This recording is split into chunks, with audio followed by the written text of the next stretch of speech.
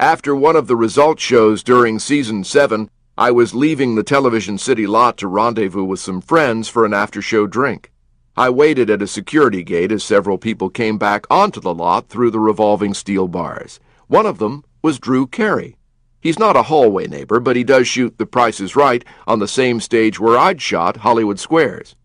"Hey, Drew," I said as I extended a hand. "Tom Bergeron, good to see you." "We've missed you at the game show host meetings," he teased after we'd chatted a bit. "I know," I said, hanging my head, "and I feel terrible about it." If such meetings existed, I'm not sure I could still claim membership. I haven't hosted a game show since Hollywood Squares ended production in 2004. But I came close to renewing that membership in 2007 when I was asked to consider hosting another game show. Although, to be honest, it wasn't just another game show I was being pitched. It was The Price is Right. May 22nd, 2007 was the date of the Season 4 finale of Dancing with the Stars.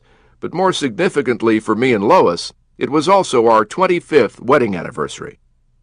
With our daughter's blessings and with a friend helping to mind the store in Connecticut, Lois had flown out from New York for the occasion. Early on the morning of May 23rd, after shaking off the remnants of the previous evening's wrap party, we drove up the Pacific Coast Highway to spend a few romantic days at a spa in Ojai. As we were checking in, my cell vibrated. It was Babette. "Fremantle wants to talk with you," she said. Fremantle is the production company behind American Idol, among other shows. "What about?" "The Price is Right," she said.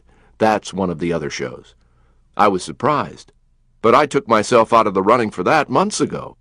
"I know," she said. "They still want to talk about it." As any devotee of American pop culture knows, 2007 marked the end of Bob Barker's incredible 35-year run as host of The Price is Right. I had heard flattering rumors that my name was on the producer's short list for possible replacements. But as the host of 2 primetime ABC shows, I couldn't see how I could also, either contractually or physically, add the iconic CBS daytime show to my, no pun intended, dance card. It turned out that contractually, anyway, I could. "You're only exclusive to ABC in prime time," Babette reminded me. "You're free to do syndication or daytime." She was right. I'd filled in numerous times on CBS's The Early Show, both during Bryant Gumbel's tenure and in the weeks following his departure. At the time, I was also doing Hollywood Squares in syndication and America's Funniest Home Videos for ABC. As with my late 90s stint on Good Morning America, there had been some press speculation that I'd take the Early Show job full-time. Unlike the GMA experience, it was never anything more than that. I liked being the fill-in guy. The prospect of a regular 3:30 a.m. alarm, regardless of the show, had zero appeal. For me, The Price is Right also felt wrong. A large part of it was that I didn't want to spend any more time away from Lois and the girls by doing another show in Los Angeles. But also, contractual loopholes or not, I felt at home with ABC. It was a good fit. I didn't want to jeopardize that relationship by suddenly seeing other people. At the time, Babette smiled politely and didn't pursue it, but now, months later, the Price producers wanted to talk to me, and she wanted me to listen to them. "I respect what you're saying about your relationship with ABC," she said.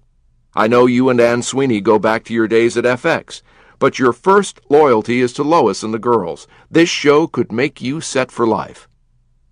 Unwilling to abbreviate our anniversary interlude, and with reservations to fly back east directly afterward, I promised, if only out of professional courtesy, to talk with them by phone when Lois and I returned to Connecticut. About a week later, a conference call was arranged.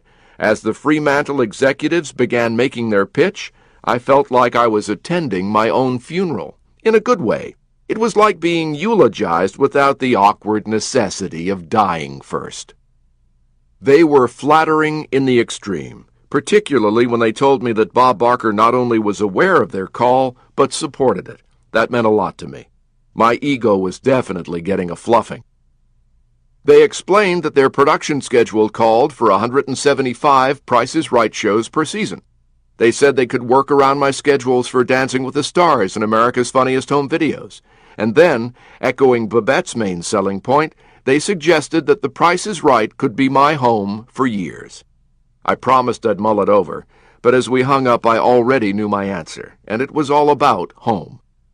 The only thing that made the long separations from Lois and the girls tolerable was the knowledge that we'd have large chunks of time together between dancing seasons. If I added Price, I'd be in California then as well. Captain Spasm could well make a comeback. And it would also beg the question, if I'm working so much that I never see my family, what exactly is the point of all this?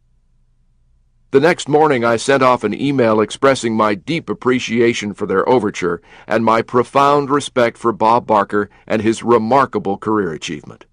I reminisced about the times he and I had already crossed paths. In 2004, we'd shared a daytime Emmy. For the 6 years of weekend tapings for Hollywood Squares, which we taped on the same stage as The Price is Right, I used Bob's dressing room.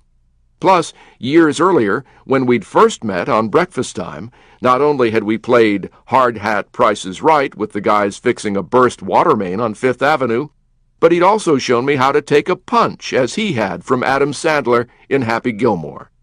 Other than with Bob Barker, I'd never shared a room or a major award with someone who took a swing at me. We had a history.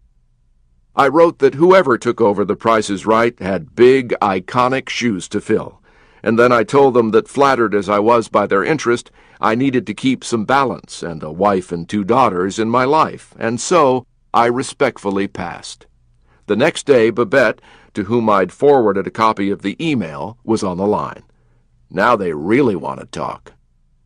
I was stunned, but I said no again. I know, she agreed, but you said no so charmingly, they wanted to offer a possibility. A possibility? What if they moved the show to New York? Now I was really stunned. They would do that? They're willing to consider it if it would change your mind. My mind raced. Would that make it feasible?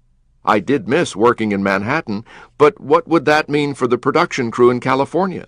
They'd lose their means of support for their families so I could spend more time with mine? The karmic payback on that could be a bitch. I needed to talk to Lois. Let us think about this, I told Babette. Fine, she said, but think about the big picture. When I told Lois about the latest curveball, she was as astounded as I had been. That's amazing, she said. I know. I'm a little blindsided. They've really reached out with this. I feel strange just saying no again like a broken record. True, she said, but would moving the show to New York really make it easier? I considered that for a moment. Probably not. I'd end up flying even more than I do now. What if you sign for only a year? Lois said. See how it feels. I'll be in California a lot more once both girls are in college. That's right around the corner. We'd be fine. Being married to a former television producer definitely had its advantages. Lois, like Babette, knew how to take the long view.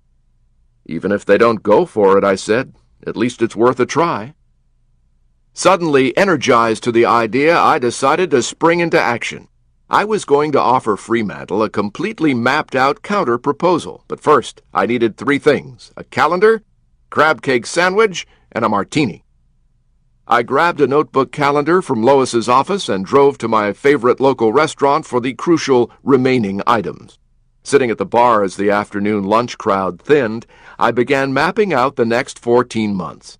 Starting with the 2 set seasons for Dancing with the Stars and likely shoot schedule for America's Funniest Home Videos, I deconstructed The Price is Right's production season and rebuilt it into a schedule that would still afford me chunks of time back east and keep the show in Los Angeles.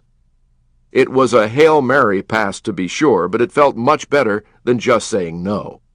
I showed the finished product to Lois, and she agreed it looked doable. I passed it on to Babette, who in turn sent it along to the Price gang. Silence. No response. The flurry of communication came to a stop. As we waited for some feedback on my 1-year counter-proposal, the entertainment press was abuzz with Rosie O'Donnell's trip to Los Angeles to discuss becoming the new Price is Right host. Rosie had made no secret of her desire to succeed Bob. The producer part of my brain could see the upside of that scenario. Rosie loved the show, and millions love Rosie. Given her charismatic and controversial personality, there'd be no shortage of press surrounding her initial shows. I presumed the sounds of silence wouldn't be broken until after she'd met with Fremantle and CBS head Les Moonves. I was right, but as it turned out, it wasn't due solely to Rosie's meeting. The proposal I'd offered, which was seriously considered, presented too many speed bumps for CBS and Fremantle in the end. Because of my ABC contract, I'd never be able to host a primetime CBS Price is Right special. Plus, Price would contractually have to be in third position behind America's Funniest Home Videos and Dancing with the Stars. That's the equivalent of telling someone that you want to have a relationship with them as long as your other spouses get first dibs. Last but not least was my requirement for a one-year mutual trial period. CBS understandably wanted to announce the new host of Price, not the new but we might be looking again in 12 months host. And with the personable Drew Carey in the role, I think they did just fine.